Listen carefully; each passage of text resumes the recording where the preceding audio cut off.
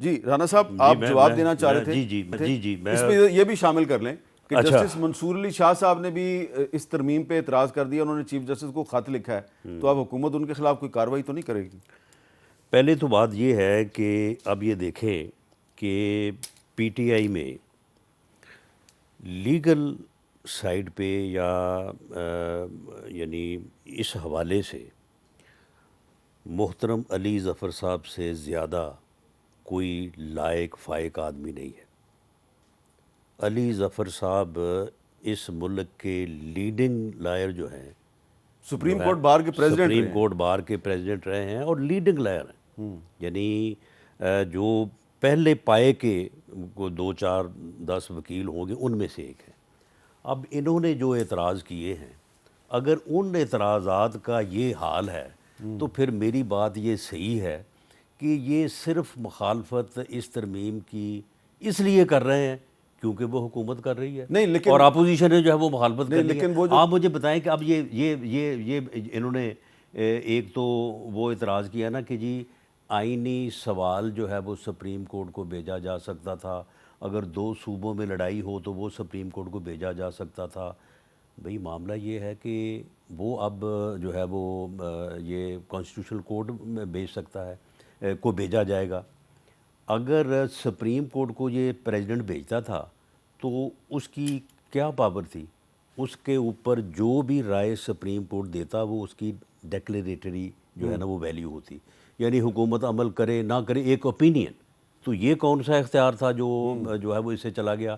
اب پہلے supreme court کو پریزیڈنٹ بھیجتے تھے، اب وہ جو ہے وہ کانسٹیٹیوشن کورٹ کو بھیج دیں گے، اور کانسٹیٹیوشن کورٹ میں بھی وہی ججز ہوں گے جو سپریم کورٹ کے جج صاحبان ہیں۔ اچھا دوسرے انہوں نے کہا کہ جی اس میں پریزیڈنٹ جو ہے وہ طے کرے گا کہ کتنے جج ہوں گے۔ بھئی سپریم کورٹ میں کتنے جج ہوں گے یہ کون طے کرتا ہے؟ یہ بھی پارلیمنٹ کا اختیار ہے، اور آئین میں درج ہے کہ جب تک پارلیمنٹ یہ طے نہ کرے گی کہ سپریم کورٹ کے کتنے ججز ہوں گے اس وقت تک جو ہے وہ پریزیڈنٹ طے کرے گا۔ اب یہ کانسٹیٹیوشنل کورٹ جو ہے اس میں کتنے جج ہوں گے یہ کس نے طے کرنا ہے؟ پارلیمنٹ نے طے کرنا ہے۔ جب تک پارلیمنٹ طے نہیں کرے گی اس وقت تک پریزیڈنٹ کرے گا، اور یہی جو ہے وہ اس کانسٹیٹیوشنل امینڈمنٹ میں جو ہے یہ لکھا ہوا ہے۔ دوسرا انہوں نے کہا کہ جو ان کی جو ہے وہ ایج جو ہے وہ 68 ایئر ہوگی، اور وہ لوگ ہوں گے جو سپریم کورٹ سے ریٹائرڈ ہوں گے۔ ایسا نہیں ہے۔ سپریم کورٹ میں جو ججز جو ہیں وہ سرو کر رہے ہوں گے، یا جو لوگ ہائی کورٹ میں سرو کر رہے ہیں، اس میں باقاعدہ اس امینڈمنٹ میں ہے کہ کوئی بھی جج اگر وہ ہائی کورٹ کا جج ہے اور اس کی سروس جو ہے وہ 5 سال سے زیادہ ہے، وہ کانسٹیٹیوشن کورٹ میں جو ہے وہ اس کو تعینات کیا جا سکتا ہے۔ اسی طرح سے سپریم کورٹ کے کچھ ججز ہیں وہ بیفور ریٹائرمنٹ جو ہے وہ ان کو ایلیویٹ جو ہے وہ کیا جا سکتا ہے۔ اور اب معاملہ یہ ہے کہ یہ جو کانسٹیٹیوشنل کورٹ ہے اس میں سپریم کورٹ کے وہ ججز جو سینئر بھی ہوں گے اور جو اپنی انٹیگریٹی کے حساب سے ان کی کم از کم 15 10 20 سال کی جو ہے وہ سروس ان کے جو ہے وہ سائٹ پہ ہوگی، ان لوگوں کو جو ہے وہ اس ذمہ داری جو ہے نا یہ دی جائے گی کہ جو بھی کانسٹیٹیوشنل اور لیگل ایشوز جو ہیں وہ درپیش ہوں ان کے اوپر جو ہے وہ اپنی رائے دیں۔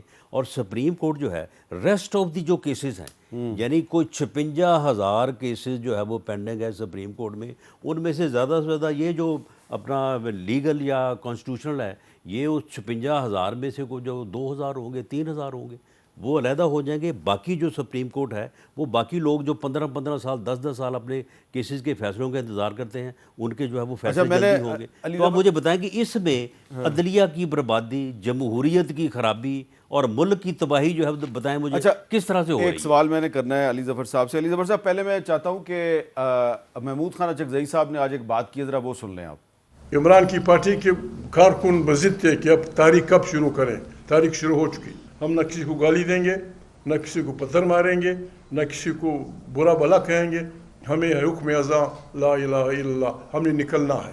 یہ احتجاج ہم نے شروع کر دیا ہے۔ کوئی کسی سے ہماری ذاتی کوئی دشمنی نہیں، لیکن جو ہمارے آئین پہ حملہ ور ہوگا، جو ہماری بنیادی انسانی حقوق پہ حملہ ور ہوگا، جو پاکستان کے عوام کے حقوق پہ حملہ ور ہوگا، اس کا ہم نے ہاتھ روکنا ہے۔ اچھا علی ظفر صاحب، آپ کو یاد ہوگا کہ جب 8ویں ترمیم منظور ہوئی تھی، 8th امینڈمنٹ، تو یہ محمود خان اچکزئی صاحب اس کے خلاف سپریم کورٹ میں گئے تھے اور اس میں ایک بڑا فیصلہ آیا تھا جو ابھی تک اس کا حوالہ دیا جاتا ہے۔ محمود خان اچکزئی بنام ریاست پاکستان، تو اس میں کہا گیا تھا کہ جی جو آئین کا بنیادی ڈھانچہ ہے اس کے خلاف کوئی ترمیم نہیں ہو سکتی۔ اب وہ اچکزئی صاحب جو ہیں، کیا وہ 27ویں ترمیم کے بعد اس ترمیم کے خلاف آئینی عدالت میں جا سکتے یا نہیں جا سکتے؟ کیونکہ انہوں نے تو اب سڑکوں پہ تحریک چلانے کا اعلان کر دیا، پہلے تو وہ 8ویں ترمیم کے خلاف سپریم کورٹ میں چلے گئے تھے۔ تو یہ بتائیں کہ کیا 27ویں ترمیم کے خلاف آپ یا محمود اچکزئی صاحب آئینی عدالت میں درخواست دائر کر سکتے ہیں؟ جی دائر تو کر سکتے ہیں، لیکن مسئلہ یہ ہوگا کہ جب آپ دائر کریں گے تو کس عدالت میں جائیں گے؟ کیا آپ سپریم کورٹ میں جائیں گے، جو کہ اب اس 27ویں ترمیم اگر آ جاتی ہے تو اس کے بعد وہ اپیلیٹ کورٹ ہوگا، اس کے پاس آئینی کوئی فیصلہ کرنے کا نہیں ہوگا، یا آپ اسی کانسٹیٹیوشنل کورٹ کے پاس جائیں گے جس کو بنایا جا رہا ہے؟ اگر آپ اسی کانسٹیٹیوشنل کورٹ کے پاس جا سکتے ہیں تو پھر بڑا ایک مشکل بات لگتی ہے مجھے کہ وہ کورٹ جو بنایا گیا ہے 27ویں ترمیم کے ذریعے، وہی عدالت فیصلہ کرے گی کہ یہ 27ویں ترمیم درست ہے کہ نہیں۔ نہیں تو میر میرا خیال ہے صاحب یہ آپ نے راستہ کہا شاید تھا بہت کہ اس کے تنگ اوپر ہو گیا ہے، اعتراض کیا جائیں گے کس legal بات کے اوپر؟ proceedings کا۔ اچھا، تو وہ یہ- بات تو بتائیں نا، یہ یہ جو 2-3 چیزیں بتائی ہیں وہ میں نے عرض اچھا، کر دی اس ہے، پہ- بتائیں تو صحیح جائیں گے کس بات میں کے اوپر؟